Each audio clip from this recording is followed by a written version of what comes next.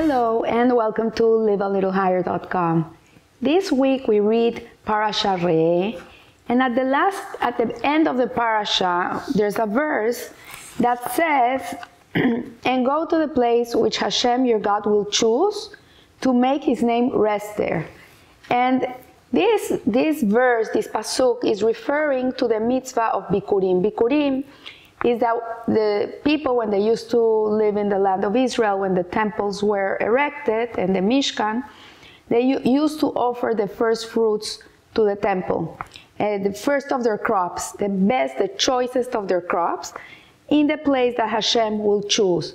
It's very interesting, the wording of this verse, because we all know that the place is Jerusalem.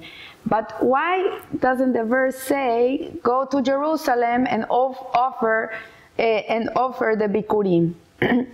So the Rebbe, the Lubavitcher Rebbe, points out that the verse does not mention Jerusalem for a reason. The Torah is very precise in its wording. There's never more or less of the words. And when there's more words than you would think they're needed, or there's less words that you think were needed, in reality, they're the exact wording that Hashem needs to impart. So instead, this verse alludes to Jerusalem with the words, the place which Hashem will choose. And to make His name rest there, it's clear that Jerusalem is the place that Hashem chose from all the other places in the whole world. But nevertheless, it is a strange concept that the name of Jerusalem is not put in this verse. So we see here that that one Hebrew word, Jerusalem, would have sufficed instead of putting all these words together. But the Rebbe explains this as follows. He has a beautiful explanation about it. And he says, in any place in which a Jew reveals Hashem, Hashem's name is like Jerusalem. Like, we are not bounded by a place. There's no such thing that we are stuck in a place. Obviously, Jerusalem is not a place that you're stuck in, but what it's really meaning is that a Jew, wherever he is, he's making that place. If he's doing whatever he needs to do, if he's offering for Hashem, he's doing everything for the service of God, is as if he's in Jerusalem. And so today, when we don't have a Beit HaMikdash, what do we do? Where do we do our sacrifices? Where do we do our korbanot? We don't have a temple anymore. And this practice has been eradicated for almost 2,000 years. So our sages explain, and they tell us that what does the substitute, what is the substitute for the korbanot, for the sacrifices that were standard in the times of the temple, today they're substituted by our prayers. So can we say that a Jew can pray only in Jerusalem? No, we cannot say that that's the only place where our prayers are going to be heard and answered. Obviously, there's places that have more kedusha, have more holiness. They're more like a sponge. They're more conducive to bring blessings to the world. They're more open. They're like gateways to heaven. But in reality, wherever a Jew is and wherever a Jew is praying, it is as if he is making that place Jerusalem. So we see here that re'eh, to see, this is what the meaning of this word is. In this parasha, the Rebbe discusses the mitzvah of Yishuv Eretz Israel, which is the mitzvah of settling the land. And it is an obligation to every Jew to live in Jerusalem or in Israel and to immigrate to Israel from wherever they live in the diaspora in order to be able to serve Hashem. This is a question. Is a Jew obligated to live in Israel, in the land of Israel? If he's not in the land of Israel, is he serving Hashem? Is he doing his service? So there is a story about one Hasidim of the Tzemach Tzedek, who was the third Lubavitcher Rebbe. And this Hasid had decided he wanted to do Aliyah. And he went to the Rebbe, to his Rebbe, the Tzemach Tzedek, to get a blessing from him that he should go and he should settle in the land of Israel. But to his surprise, the Tzemach Tzedek said to him, Mach do Eretz Israel, make Israel over here. Why do you have to go there? You can make it here. And in reality, we have to make something, I have to stop here and make a point because it's very relevant and very important. I'm not making a talk on discouraging people of doing Aliyah and going to the land of Israel and settling there. Obviously, this is the whole, this is the purpose of our existence, is to end up settling the land of Israel and with Mashiach, and every Jew should live in the land of Israel. But what I'm telling you here is, if this commandment, this pasuk, this verse that says, and go to the place which Hashem your God will choose, not mentioning Jerusalem, but is alluding to it, a Jew has an obligation to live and settle the land of Israel.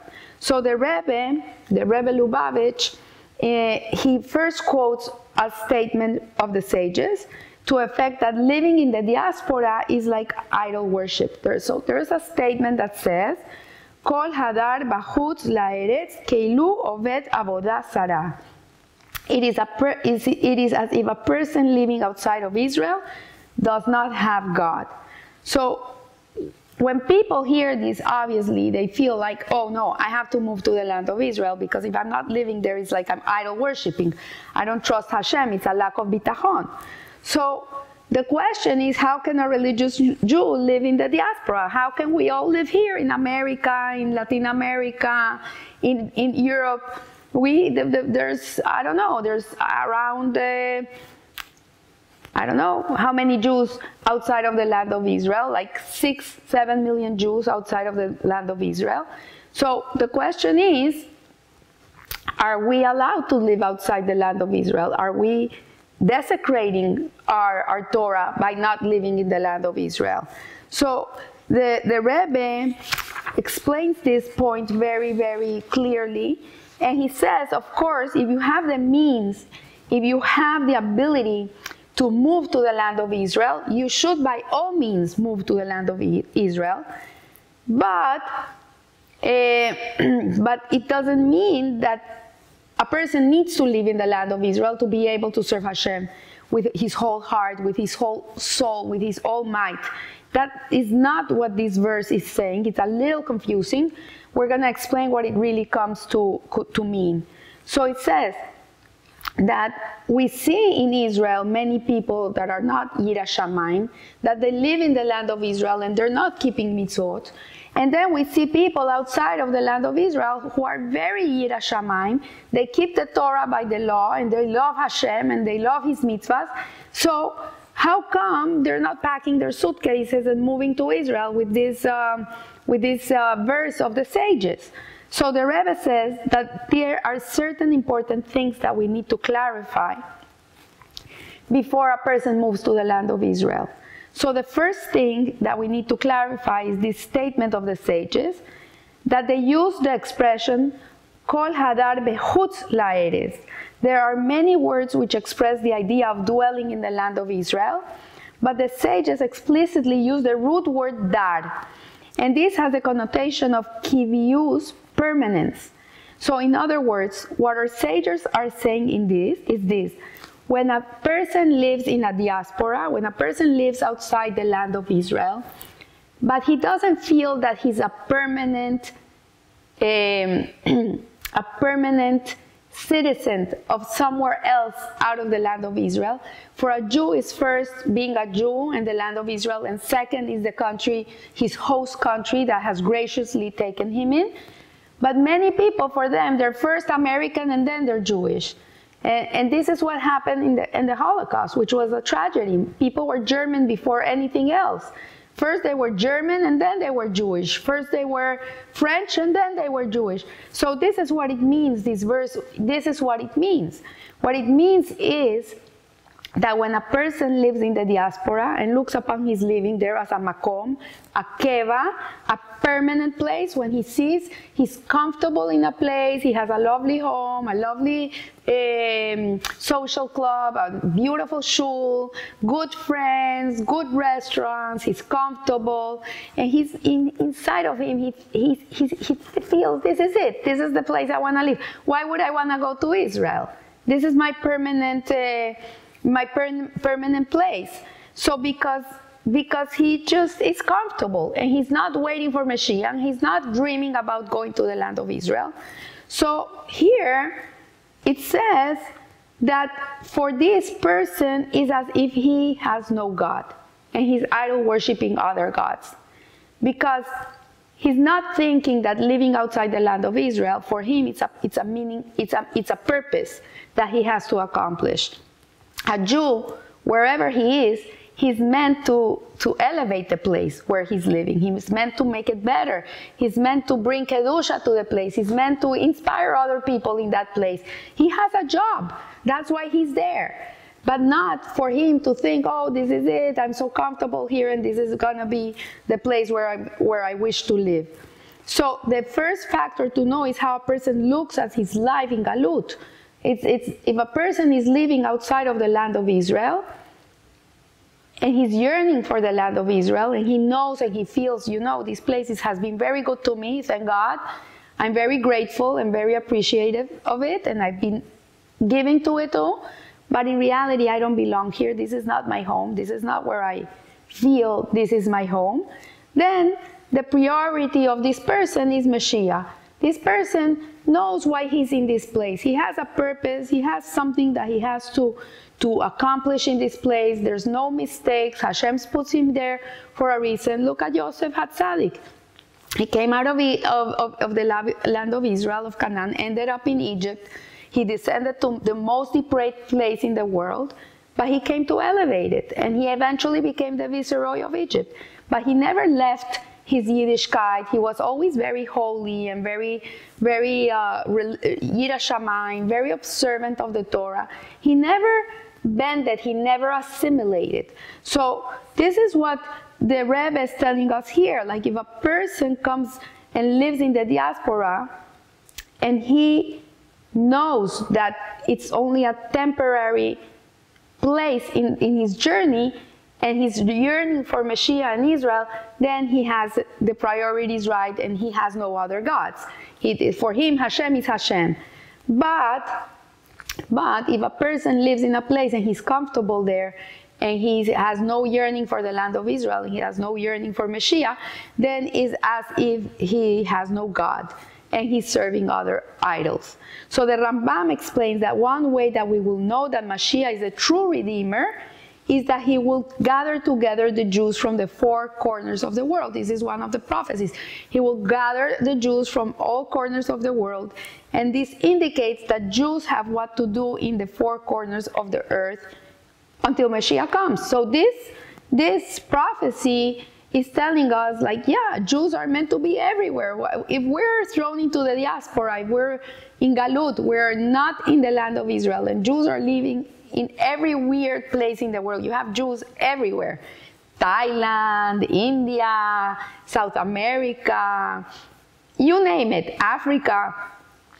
We have Jews everywhere. In reality, Hasidut teaches us that wherever a Jew lives, wherever it might be, his mission is to bring godliness and Yiddishkeit into that part of the world. That's his job. So every Jew, wherever you are, your job is to bring revelation of Hashem into this world. And that is a tremendous mission, a shlichus mission. That's a tremendous mission of bringing Kedusha to the world, to bring holiness to every part of the world, not just Israel. You know, the Jew, we might look like very insular people, that we keep to ourselves and that we live in our own worlds and we don't mix with anything else. But in reality, we are a light to the nations. This is what we have to understand. We are the big brother of the world. And we're here to elevate the world, to help other people connect to Hashem. No matter their color, their race, their genders, their affiliations, their religions, the Jew is here to help that person connect to God. We are the connectors. So there's another argument that many people quote, and it's the mitzvah of Yeshuv Eretz Israel, settling the land of Israel. And it's a mitzvah. How can I not do that mitzvah? It's a mitzvah to settle the land. So how come we're all here and we're not doing the mitzvah? So the Rebbe Lubavitch explains that there are many differences of opinion as to whether it's an obligatory mitzvah in our time. There's no Beit HaMikdash. In the times of the Beit HaMikdash, for sure every Jew had to live in the land of Israel. But today there's no Beit HaMikdash. So the question is it an obligatory mitzvah? Is it applicable for our times? And if not, if it's not applicable, then we are absolutely not transgressing a mitzvah from not living in the land of Israel. For example, keeping Shabbat is a mitzvah that it doesn't matter where you live. If you're not keeping Shabbat, you're transgressing the mitzvah of Shabbat. But not living in the land of Israel does not mean that we are transgressing the mitzvah of settling the land in this time of our life experience. So regarding all the people who want to go to Eretz Israel, because it's a mitzvah, the Rebbe asks, have they done all the other 613 mitzvot that are obligatory? Like, okay, you know, to live in the land of Israel is really a privilege. Anybody that's in Israel, living there, breathing the air of Israel, has a certain sehut, has a certain merit to be able to be there. And it comes with privilege. You know, I remember many years ago, we went and we rented an apartment in the old city for the summer. And it had a beautiful big window and it overlooked the Kotel, the Wailing Wall.